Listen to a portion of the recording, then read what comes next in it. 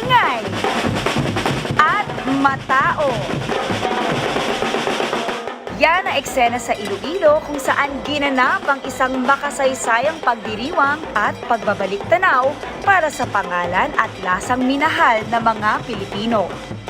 Pero tagal na, 22 years na si Mang Inasal. It is our pleasure to be here today at ipagdiriwang ang muling pagbabalik at muling pagbubukas ng Mang Inasal Robinson's Place, Iloilo.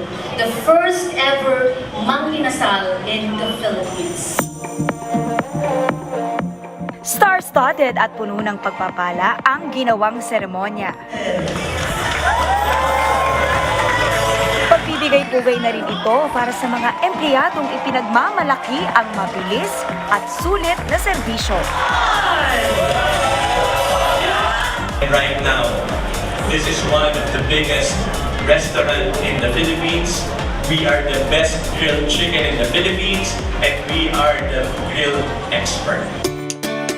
Simula rin ito ng isang panata na ang kanilang 5G o 5th generation store ay maghahatid ng mas pina-level up na dining experience.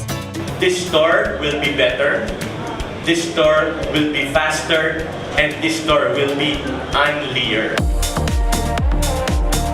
Dito sa Mang Inasal, hindi mo lang maaalala yung pagkain. Ang maaalala mo is yung sama-sama kayong magkakapamilya, magkakabarkada. May dala-dala kayong memory. Sa lahat ng mga Pilipino, sana patuloy pa rin natin tangkilikin ang Mang Inasal. Isa lang ang wish ko para sa Mang Inasal. Sana hindi matapos ang 2028. Sana maging 1,000 branch na tayo.